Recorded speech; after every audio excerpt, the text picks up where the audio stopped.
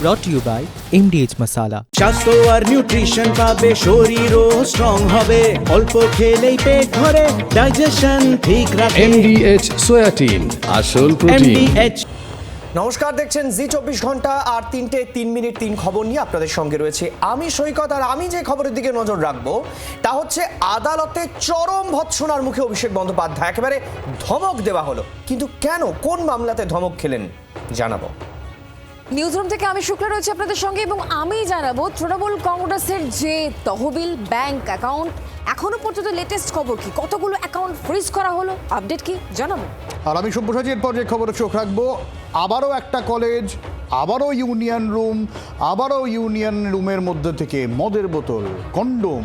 কোন কলেজ, কি ঘটনা জানাবো সব্যসাচী। তবে শুরুতেই সৈকত। আদালতের চরম ভৎসনার মুখে অভিষেক বন্দ্যোপাধ্যায়, কবে গলার স্বরের নমুনা দিতে যাবেন? ভাইপোকে প্রশ্ন আদালতের। সব কিছুর একটা লিমিট আছে বললেন বিচারপতি। এরকম চললে রক্ষা কবচের নির্দেশ বাতিল করে দেব, ধমক দিয়ে বললেন বিচারপতি। কেন সহযোগিতা করছেন না তদন্তে, অভিষেককে প্রশ্ন করেছেন বিচারপতি। আদালতের ক্ষোভের মুখে পড়ে মামলা প্রত্যাহার করার সিদ্ধান্ত অভিষেকের। গলার স্বরের নমুনা না দেওয়ার সিদ্ধান্ত থেকে সরে মামলা প্রত্যাহারের সিদ্ধান্ত অভিষেক বন্দ্যোপাধ্যায়ের।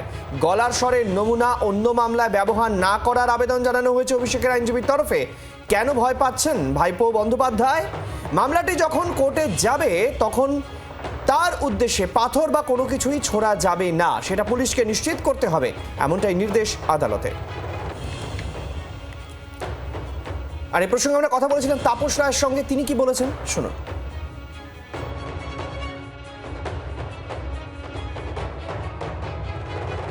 কেন যে দেবো না বলে মামলা করে, কেন যে প্রত্যাহার করে, আমি এগুলো বুঝে পাই না। নিজের বুদ্ধি না, ওই বুদ্ধিদাতারা, পরামর্শদাতারাও তো সাংঘাতিক। তবে তদন্তের স্বার্থে তো দেওয়া উচিত। আমার যদি কণ্ঠ নিয়ে কোনো সমস্যা না থাকে তাহলে আমি কণ্ঠস্বরের পরীক্ষা দেব না কেন? আসলে সমস্যাটা হচ্ছে ওর কণ্ঠে কাঁটার মালা। রাজনৈতিক ব্যক্তি, জনপ্রতিনিধি, পদাধিকারীদের এদের গলায় ফুলের মালা সৌজন্য পায়, ফুলের মালাই থাকা উচিত। তো ওর কণ্ঠে কাঁটার মালা, তাই ওর অসুবিধা দিতে। মন্ত্রী তাপস রায় বলছেন অভির কণ্ঠে কাঁঠার মালা। আর এই প্রসঙ্গে অন্যান্য রাজনৈতিক ব্যক্তিত্বরা কি বলছেন, রাজনৈতিক বিশ্লেষকেরা কি বলছেন শুনুন। যার ভয়, যে মিডিয়া থেকে পালিয়ে বেড়ায়, মানুষের কাছ থেকে মানুষ জবাব চাইলে তার উত্তর দেয় না, দীর্ঘদিন ধরে সে এখন সম্মানীয় কোর্ট যখন নির্দেশ দিচ্ছে তারপরেও সহযোগিতা করছে না। এটা সবাই জানে যে ভয় কাদের হয়। যারা চোর তাদের ভয় হয়, যারা ডাকাত তাদের ভয় হয়, যারা সৎ মানুষ তারা কখনো আইনকে ভয় পায় না। পুলিশের থেকে কখনো সাধারণ মানুষ ভয় পায় না। সাধারণ মানুষ আশাবাদী হয় যে পুলিশ আছে, পুলিশ প্রশাসন সাধারণ মানুষের জন্য।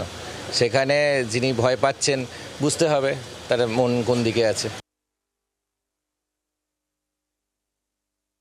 ভারতবর্ষে কেউ আইনের উপরে নয়। আর অভিষেক ব্যানার্জি, আপনি যেভাবে দুর্নীতি করেছেন, যেভাবে হুমকি দিয়েছেন, শুধু হুমকি দেওয়া নয়, আপনার দলের লোকেরা, আপনার গোষ্ঠীর লোকেরা যেভাবে অত্যাচার করেছে তার বিচার তো করতেই হবে। সুতরাং আপনার যদি গলার কণ্ঠস্বর যদি ম্যাচ করাতে হয়, সেটা যদি আদালত বলে আপনাকে যেতে হবে, আপনি চ্যালেঞ্জ করছেন কেন? কিসের ভয় পাচ্ছেন? উনি তোলাবাজি করে নিজে কণ্ঠে, উনি আবার লোককে ফোন করতে পারেন অন্য কণ্ঠে। আমি ব্যাপারটা জানি না, বা আবার পার্লামেন্টে ভাষণ দেন আর একটা কণ্ঠে। কেস টু কেস কণ্ঠ ব্যাস করে জানি না। তবে আমি এটাও বুঝতে পারছি না, দেখুন এই সার্কাসগুলোর মানে কি আছে? অভিষেক ব্যানার্জির বিরুদ্ধে অনেক সিরিয়াস অফেন্সের অভিযোগ রয়েছে, হাজার হাজার কোটি টাকা স্ক্যাম, দুর্নীতি, হচ্ছে আপনার এত চাকরি বিক্রি থেকে শুরু করে সবকিছু ভিডিও এখনো অভিষেক ব্যানার্জি নিজের পেজে রয়েছে। সুতরাং এখানে কণ্ঠস্বরের নমুনা নিয়ে সেটাকে আবার মিলিয়ে দেখা না দেখা, এত কিছু সার্কাসের দরকারটাই বা কি পড়ছে আমার তো মাথায় ঢুকছে না।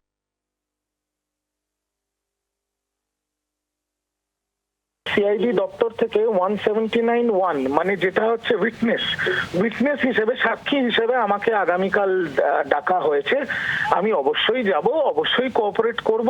এই যে ডিজে মামলাটা, এটা তো সার্বজনীন, তো এটাই তো লুকোচুরির কোনো জায়গা নেই। ভয়েস স্যাম্পল না দেওয়ারই বা কি আছে সেটাই তো বুঝতে পারছি না, কারণ ওনার বক্তব্য সার্বজনীন বক্তব্য, মিডিয়া কভার করেছে, পার্টির পেজ থেকে পোস্ট হয়েছে, তাতে না দেওয়ারটা কি আছে আমি তো বুঝতে পারছি না। এটা ভয়ঙ্কর ভাবেই বেড়েছে। অর্থাৎ আমাদের যে রাজনীতির একটা ধারা, সে মিটিং মিছিল হওয়া থেকে শুরু করে দুর্নীতির প্রশ্ন, কোনো কিছুতেই প্রশাসন কাজ না করায় আইন ব্যবস্থাকে তার মধ্যে অংশগ্রহণ করতে হচ্ছে।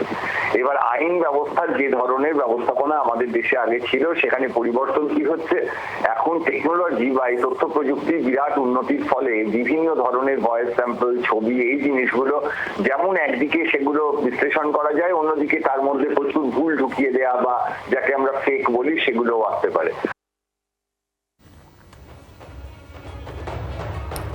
কেন ভয় পাচ্ছেন অভিষেক বন্দ্যোপাধ্যায় এবং কোর্টরুমে ঠিক কি বিষয়ে সওয়াল জবাব চলেছে তার একটা গ্রাফিক্যাল প্রেজেন্টেশন আপনাদের দেখানোর চেষ্টা করছি, যেখানে সৌগত ভট্টাচার্য বিচারপতি বলেন যে সবকিছুর একটা লিমিট আছে, এরকম চললে রক্ষা কবচের নির্দেশ বাতিল করে দেব। এই পরিস্থিতি বেগতিক বুঝে অবশেষে মামলা প্রত্যাহারের সিদ্ধান্ত নিয়েছেন অভিষেক বন্দ্যোপাধ্যায়। কেন গলার স্বর দিতে এত নকরা, মানে এত সমস্যা তার, এটা অনেকেই বুঝতে পারছেন না।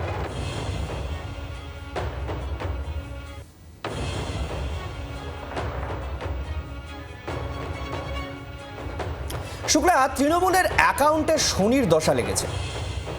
একদমই তাই, মানে কলকাতা হাইকোর্টের নির্দেশের পর কালীঘাট শিবির একটু শ্বাস ফেলতে না ফেলতেই আবারও তাদের ওপর চাপ। কি চাপ? এবার হচ্ছে কি 12টি অ্যাকাউন্ট, তৃণমূল কংগ্রেসের 12টি অ্যাকাউন্ট এবার ফ্রিজ করার সিদ্ধান্ত নেওয়া হয়েছে। আগেই আপনাদেরকে আমরা জানিয়েছিলাম যে 3টি ব্যাংক অ্যাকাউন্টে 440 কোটি টাকা ফ্রিজ করা হয়েছিল এবং স্পেশাল পারমিশন লাগবে টাকা নিতে গেলে, এমনটাই কলকাতা হাইকোর্টের তরফ থেকে স্পষ্ট করে বলা হয়েছিল এবং হাইকোর্ট নিযুক্ত স্পেশাল অফিসার তিনি সেটা পারমিশন দেবেন। আর এখন যে খবর পাওয়া যাচ্ছে, তৃণমূল কংগ্রেসের মোট 12টি অ্যাকাউন্ট ফ্রিজ করা হলো এবং যাতে রয়েছে 1000 কোটি টাকা। এই 1000 কোটি টাকার উৎস কি, কোন রকম কি বিষয়ে কোথায় কোথায় লেনদেন হয়েছে, এই সবটাই এই মুহূর্তে কিন্তু তদন্ত সাপেক্ষ। এই বিষয়ে লেটেস্ট আপডেট কি রয়েছে আমাদেরকে জানাবেন বিক্রম। এই মুহূর্তে আমাদের সঙ্গে রয়েছেন প্রতিনিধি টেলিফোন লাইনে। বিক্রম, তোমার কাছ থেকে এই বিষয়ে আরো জানবো। একেবারে এনফোর্সমেন্ট ডিরেক্টরেটের তরফ থেকে নির্দিষ্টভাবে ইসিআইআর করে তৃণমূলের 3টি ব্যাংক অ্যাকাউন্ট সংক্রান্ত মামলাকে শুরু করে প্রথমে, এবং তারপরেই আমরা দেখতে পাই যে একযোগে তল্লাশি অভিযান চালানো হয়, যেখানে দেখা যাচ্ছিল যে তৃণমূল কংগ্রেসের এই অ্যাকাউন্টগুলি থেকে 160 কোটি টাকা একটি বিমান সংস্থা এবং ট্রাভেল এজেন্সির কাছে গিয়ে পৌঁছায়, যেই টাকা দিয়ে কিনা প্রায় 112 কোটি টাকা বিভিন্ন যে প্রাইভেট প্লেন এবং তার সঙ্গে সঙ্গে প্রাইভেট হেলিকপ্টার সেগুলি কেনা হয়। পরবর্তী ক্ষেত্রে আবার সেই হেলিকপ্টার এবং সেই প্রাইভেট ফ্লাইটই দেওয়া হয় তৃণমূল কংগ্রেসকে ভাড়াতে, এবং বিপুল আর্থিক লেনদেন সেখানে হয়, প্রচুর সাসপিশিয়াস সেখানে ট্রানজাকশন হয়েছে বলে এনফোর্সমেন্ট ডিরেক্টরেট জানতে পারে। এবং এক্ষেত্রে দাঁড়িয়ে প্রথমেই 3টি অ্যাকাউন্ট ফ্রিজ করা হয়েছিল ইডির তরফ থেকে, যেখানে 440 কোটি টাকা ছিল। এবার মোট 12টি অ্যাকাউন্ট ফ্রিজ করা হলো তৃণমূল কংগ্রেসের, যেখানে সব মিলিয়ে এই যে ফ্রিজারের সংখ্যা, অর্থাৎ যেই সংখ্যক টাকা ফ্রিজ করা হয়েছে তার অ্যামাউন্ট রয়েছে প্রায় 1000 কোটি টাকা। অর্থাৎ তৃণমূল কংগ্রেসের যে 12টি অ্যাকাউন্ট ফ্রিজ করা হয়েছে টোটাল, তাতে এখনো পর্যন্ত 1000 কোটি টাকা ফ্রিজ হয়ে গিয়েছে। এবং এনফোর্সমেন্ট ডিরেক্টরেটের বক্তব্য যে শুধুমাত্র কিছু যে দুর্নীতির টাকা তাই এখানে ঢুকেছে সেটা যেরকম খতিয়ে দেখা হচ্ছে, পাশাপাশি যে সমস্ত খরচগুলো করা হয়েছে, আউটগোয়িং যে ট্রানজাকশন, সেগুলিও কিন্তু এই মুহূর্তে খতিয়ে দেখছেন তদন্তকারী আধিকারিকরা। নজর রাখো বিক্রম, ধন্যবাদ।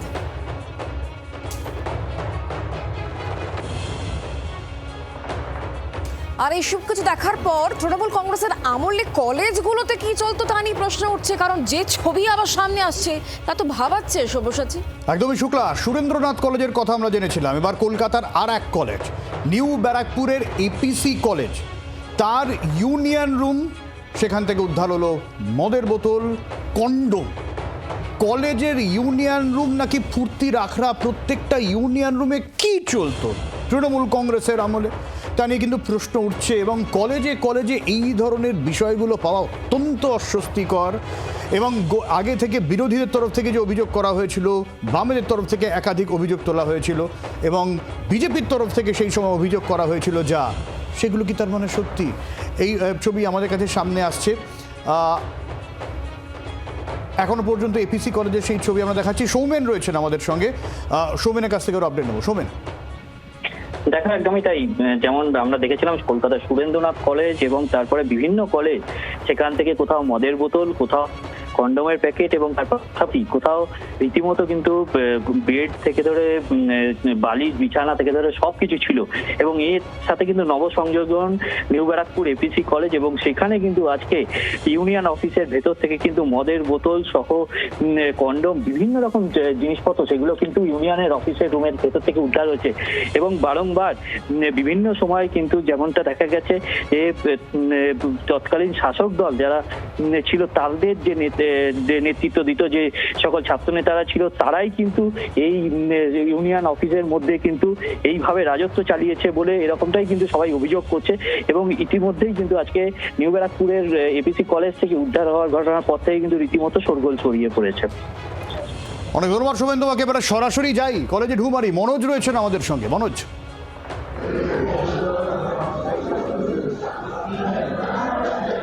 দেখো আমি একেবারে রয়েছি এই যে ইউনিয়ন রুম অর্থাৎ এপিসি কলেজের যে ইউনিয়ন রুম, অর্থাৎ গতকালকে এই ইউনিয়ন রুম থেকেই কিন্তু এই সমস্ত আপত্তিকর জিনিসপত্রগুলো পাওয়া গেছিল। ইতিমধ্যে কিন্তু এই ইউনিয়ন রুমে একেবারে তালা বন্ধ করে কিন্তু সেই তালা সিল করে দেওয়া হয়েছে। তবে জানা গেছে যে যখন এখানে টিএমসিবিরা থাকতো তখন কিন্তু এই ইউনিয়ন রুম ব্যবহার হতো, খোলা হতো, কিন্তু দীর্ঘদিন ধরে এই ইউনিয়ন রুম তালা বন্ধ অবস্থায় পড়েছিল। গতকালকে যখন তালা খোলার চেষ্টা করা হয় তখন এই ইউনিয়ন রুম থেকে বিভিন্ন রকম আপত্তিকর জিনিস যেমন কন্ডোম, মদের বোতল থেকে শুরু করে লাঠি, বিভিন্ন রকম জিনিসপত্র কিন্তু এখান থেকে বেরিয়ে আসে। আমি একবার কথা বলে নেওয়ার চেষ্টা করব, এখানকারই যে স্টুডেন্ট রয়েছে তাদের সঙ্গে কথা বলে নেওয়ার চেষ্টা করব, অর্থাৎ সেই সময় যারা ছিল এইখানে গতকালকে এই ইউনিয়ন রুমের ভেতর থেকে ঠিক কি কি পাওয়া গেছে। যদি গতকাল আমাদের 9 জুলাই প্রতিষ্ঠা দিবস ছিল, তো আমরা আমাদের এপিসি কলেজ মাঠে আমাদের ফুটবল প্রতিযোগিতা চলছিল। তো হঠাৎ করে তখন দেখা যায় যে আমাদের খবর আসে যে কলেজ থেকে প্রিন্সিপাল স্যারের নির্দেশে কলেজের তালাটা কাটা হচ্ছে। এবার তখন আমরা সবাই ছুটে আসার পরে তখন দেখি যে তালাটা এই তালাটা কাটা হয়ে গেছে, মেন তালাটা কাটা হয়ে গেছে। এবার তার আগে আমরা এখানে দেখেছিলাম যে একটা বছর বন্ধ ছিল, হাইকোর্টের নির্দেশ হওয়ার পর যে ইউনিয়ন রুমটা বন্ধ থাকে, বন্ধ থাকবার পর সেখানে কিছুদিন আগেই হঠাৎ করে দেখলাম যে পায়ের ছাপ। এইবার পায়ের ছাপটা কোথা থেকে আসলো আমাদের মনের মধ্যে, আমাদের সমস্ত ছাত্রদের মনের মধ্যে সেই প্রশ্নটা জাগে। তো জাগবার পর তখন আমরা স্যারদের সাথে যোগাযোগ করি যে এইটা যখন পারমিশন হয়েছে ইউনিয়ন রুমটা খুলে দেখবার জন্য, তো তখন এটা খোলা হোক। তো স্যাররা তখন বিভিন্ন তালবাহানার মাধ্যমে বলা হয় যে শরীর খারাপ আছে, এই আছে সেই আছে বলে তালা খোলা হয় না। গতকালকে খোলার পরে এখান থেকে খোলার পরে সেটাই বলছি, এখান থেকে তারপরে আমরা সেটা আটকে দিই যে কারণ বিভিন্ন কলেজে আমরা দেখেছি যে বিভিন্ন আপত্তিকরজনক অস্ত্র হোক বা বিভিন্ন জিনিস এখানে ইউনিয়ন রুমগুলো থেকে পাওয়া যাচ্ছে। তো সেই কারণে আমরা তখন বলি যে পুলিশ প্রশাসনের সহযোগিতাতে আমরা এই তালাটা খুলবো, কারণ কি পাওয়া যাবে না যাবে আমরা জানি না। তখন পুলিশ প্রশাসন আসবার পরে তখন খোলবার পর তখন আমরা ভেতরে যাওয়ার পরে দেখি যে বেতের এরকম মোটা মোটা লাঠি, বড় বড় লাঠি, তারপরে হচ্ছে সাথে বিভিন্ন প্রোটেকশন, মদের বোতল, সিগারেটের প্যাকেট, সিগারেটের অ্যাস্ট্রে, পুরোপুরি ভর্তি।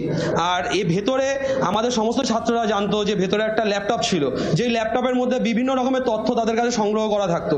সেই ল্যাপটপটা পর্যন্ত নেই। তাহলে বা সেই ল্যাপটপটা কোথায় গেল এতদিন পরে? 1 বছর আগে তখন বন্ধ হয়েছিল সেই পায়ের ছাপটা, তাহলে পরে আমাদেরকে ধরে নিতেই হয় যে এই সময়টায় কেউ ঢুকেছিল এই কলেজ ইউনিয়ন রুমে, ঢুকে সেই বিভিন্ন তথ্যগুলো তারা ওইখান থেকে লোপাট করেছে।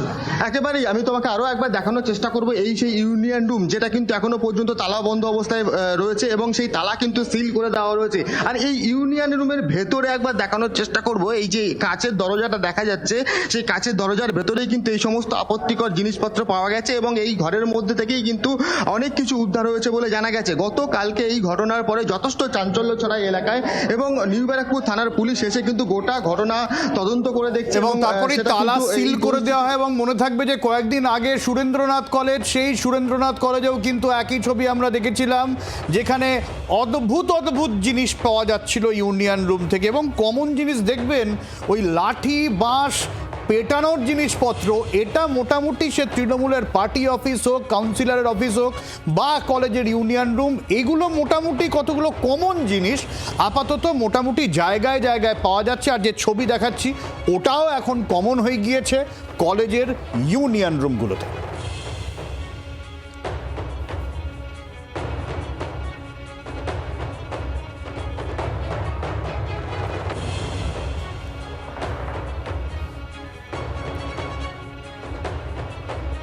আমরা দেখেছি যে বিভিন্ন তৃণমূলের পার্টি অফিস, কাউন্সিলরের অফিসে সেখানে রেড বলা চলে। তো কলেজ ইউনিয়নগুলোর খবর দিলাম, আর এবার সৈকত গোডাউনে রেড। একদমই তাই, কারণ গোডাউনে রেড করতে হচ্ছে নানা দুর্নীতির অভিযোগ, আর সে কারণে রেড খাদ্যমন্ত্রী অশোক কীর্তনিয়ার। খাদ্যমন্ত্রী রেডে পাওয়া গেল পোকা ধরা চাল। চালের গুণগত মান দেখে চোখ কপালে মন্ত্রীর। তৃণমূল রেশন দিচ্ছিল কোন চালে? ভাতারের একটি গোডাউনে রেড খাদ্যমন্ত্রীর, এসব বরদাস্ত হবে না বলেও হুঁশিয়ারি দিয়েছেন তিনি।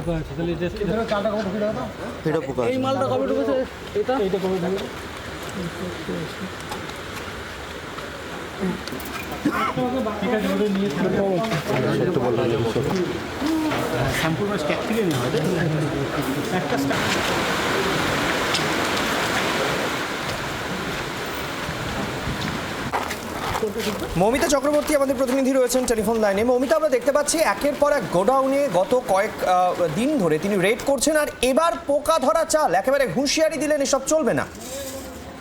দেখো, খাদ্যমন্ত্রী অশোক কীর্তনিয়া তিনি মন্ত্রিসভার দায়িত্ব পাওয়ার পর থেকে এই কাজটি করছেন এবং সারপ্রাইজ ভিজিট করছেন তিনি। আর পূর্ব বর্ধমানের ওরগ্রাম ভাতারের RIFDS গোডাউনে তিনি ভিজিট করেন, সারপ্রাইজ ভিজিট করেন এবং সেখানে গিয়ে খাবারের মান, চালের মান তিনি যেটা দেখেন তাতে তিনি রীতিমতো ক্ষুব্ধ হয়েছেন এবং তিনি বলেছেন যে এই ধরনের পরিবেশ, এই ধরনের খাবারের মান নিয়ে এই ধরনের নেগলিজেন্স কোনোভাবেই আর বরদাস্ত করা হবে না এবং এই সারপ্রাইজ ভিজিট রাজ্য জুড়ে খাদ্যমন্ত্রীর তরফ থেকে চলবে। বেশ, ধন্যবাদ মৌমিতা। কি বলেছেন খাদ্যমন্ত্রী আপনাদের একটু শোনাই। কিছু কিছু বস্তার আমার মনে হচ্ছে চালটা খারাপ আছে এবং সেটা ডিসিশন নেবেন আমাদের ফুড সাপ্লাই ডিপার্টমেন্টের যে বিভাগ আছে সেই বিভাগ এবং আমাদের স্বাস্থ্য দপ্তরের যে কিছু কিছু চালের পোকা এসছে সেটাই ভেরিফিকেশন করা যায়। হয়তো যদি কোনো ডিস্টার্ব থাকে মেডিসিন সেগুলো দেওয়া হবে এবং মেডিসিন দেওয়ার পরে সেটা আন্দোলনের জন্য ডিসকাস করা হবে।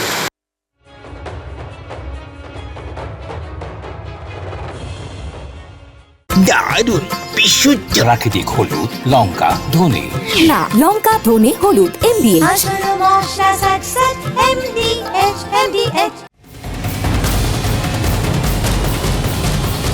Brought to you by MDH Masala।